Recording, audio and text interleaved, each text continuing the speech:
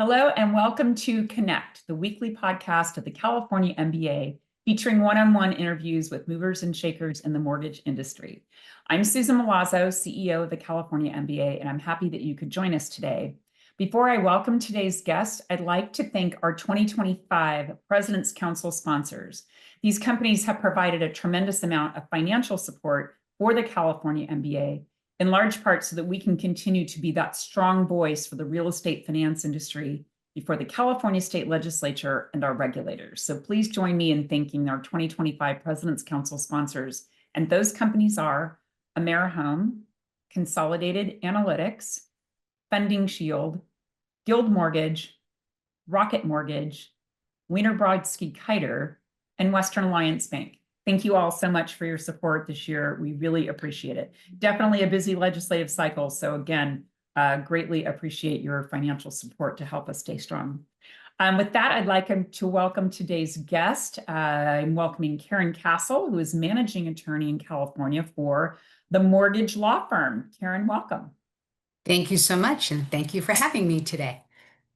This is a great conversation because you and I go way back. So I'm so happy that you're on with me on Connect.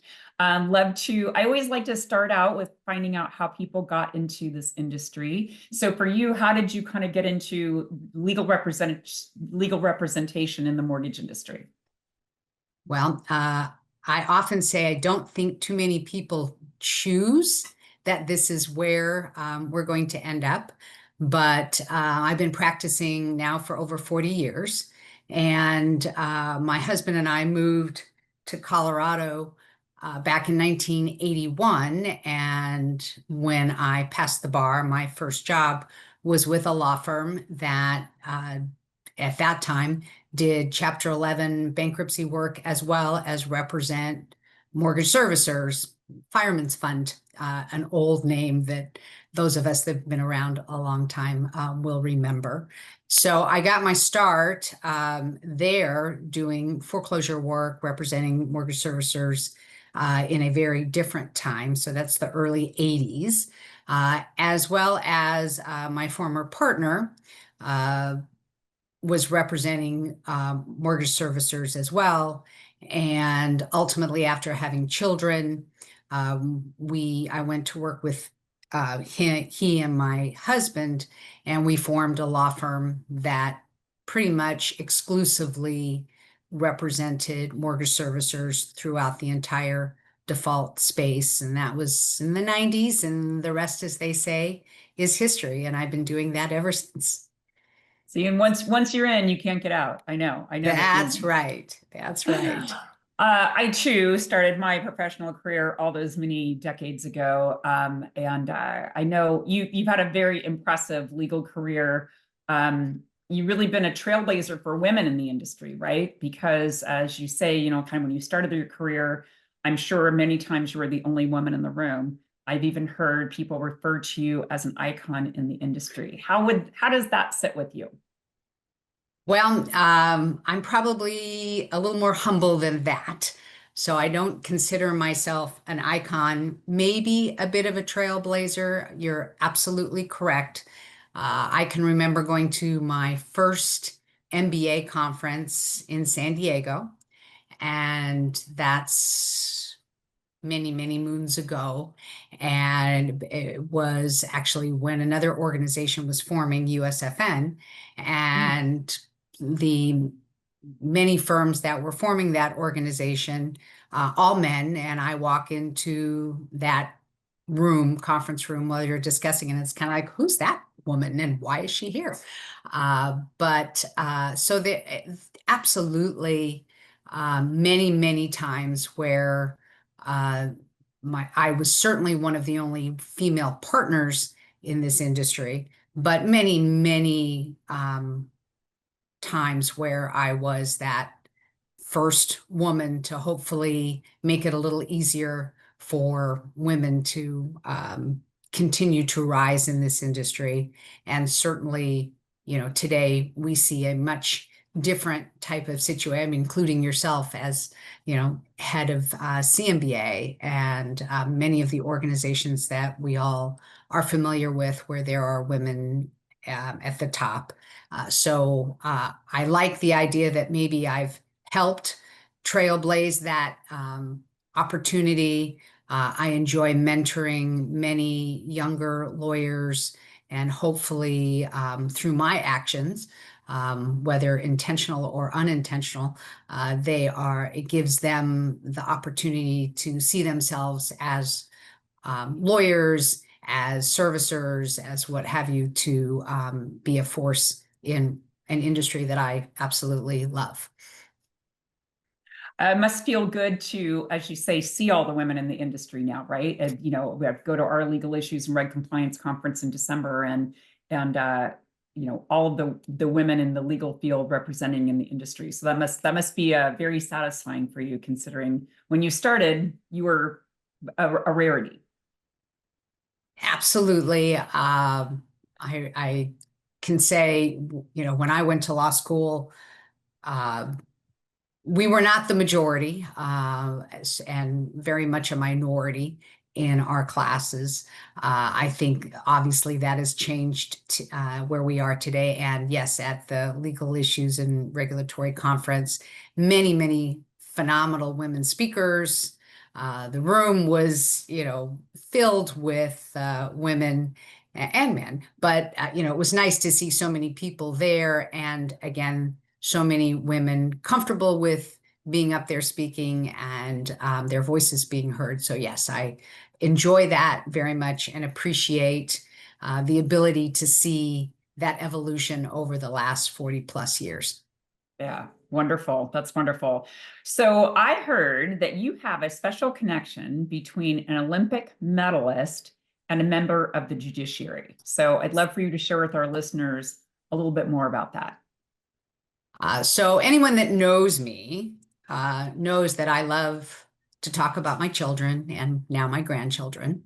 But our eldest daughter, who is a multiple Paralympic medal winner, and now is a member of the judiciary. She's a judge of general jurisdiction in Missouri. So our daughter, who uh, is older than sometimes I say I am. No, but she was paralyzed when she was 11 years old from the waist down, which many might think is, I mean, it was obviously a very traumatic time in our family's life. But firstborn child, tell her she can't do something and she's going to do everything she can to prove you wrong. I say she gets that from her dad. But so she almost immediately was competing in junior wheelchair sports, and had been a swimmer before she was paralyzed, continued in the swimming realm. And at the ripe old age of 16, we were in Australia, and she went in, I think, ranked fifth in the world in the 100-meter breaststroke and came out with a silver medal. Then during college, she was a two-sport athlete playing wheelchair basketball as well as swimming, tore up her shoulders a bit, and ultimately just played basketball. But in Beijing, she won, along with her teammates, a gold medal in wheelchair basketball. Competed in London, I think right after taking the bar exam, and or studying for the bar exam. And but when she came back from London, passed the bar, went to the prosecutor's office, and ultimately is now a judge. So yeah. What an incredible story. I know you've shared some of your daughter's story with me in the past, and I mean, just a story of inspiration. She is to be commended. And then it ultimately followed in your footsteps and got her law degree. Yes, she did. I say she has the perfect job, although I'm not sure she would agree with that. But I always wanted to be a judge, but I didn't like the courtroom very much. I liked being behind the scenes more. But she has two phenomenal brothers in their own right. Both were athletes, but have gone on to different careers. But yeah, it's a very special thing that she's been able to accomplish. That's wonderful. Just wonderful. Which I'm sure very, very proud for you and your husband. Yes. Kind of getting back to your firm now, the mortgage law firm. You have a footprint that spans 7 Western states, including Hawaii. Your firm clearly has a strategic regional reach. Can you walk us through how that came to be and what that means for your clients? Well, our firm was founded by Jason Cotton, who started out here in California as a trustee and basically saw that the industry was changing, especially in the Western states, moving away from just the historical trustee to a more full service environment that can be offered through a law firm. So Jason actually went to law school and formed what is now the mortgage law firm. And as many of our members will know, that the Western states have a very similar foreclosure process. And so it was very natural to continue through Arizona, Washington, Oregon, California. And then ultimately, there was a huge need in Hawaii. And so we opened Hawaii.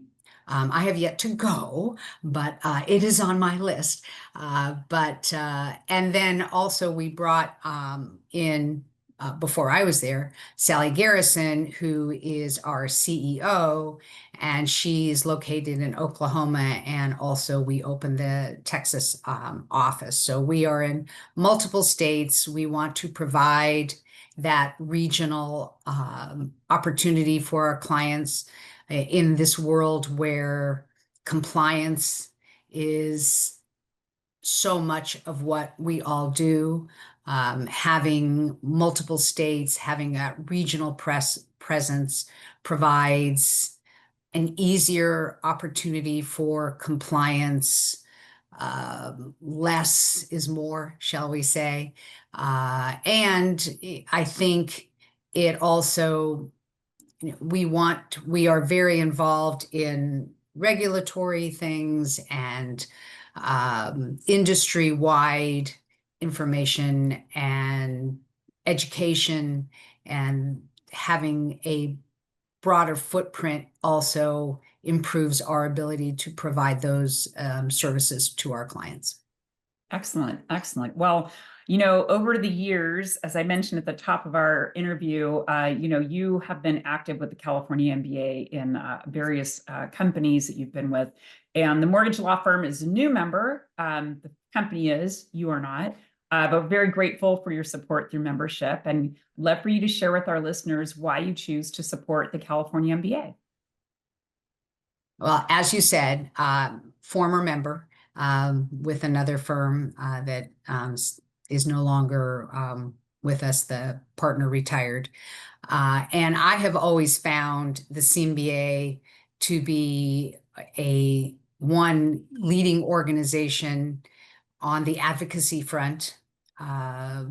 What CMBA does with respect to legislation and lobbying, California specific, is, in my mind, second to none for what is important to our industry partners. As far as education, again, another thing that is near and dear to my heart. Again, I think our conferences that CMBA puts on are phenomenal, provide a wide array of topics and information. It is the best way, in my opinion, to keep up with the industry as it affects the state of California, which is one of our larger states. And I was very pleased to have permission from the firm to join CMBA and have the opportunity to become more active again in the organization. Excellent. Well, we look forward to having you active with us this year. And Caren, thank you for being a guest on Connect. It's been great. Thank you for having me, and it's always fun to see you and to talk to you. And thanks to all of you for joining us on today's episode. To access any of our past episodes, you can follow us on our YouTube channel. We're also available on SoundCloud, Apple Podcast, and Spotify. That's it for this week, and we'll see you next time on Connect.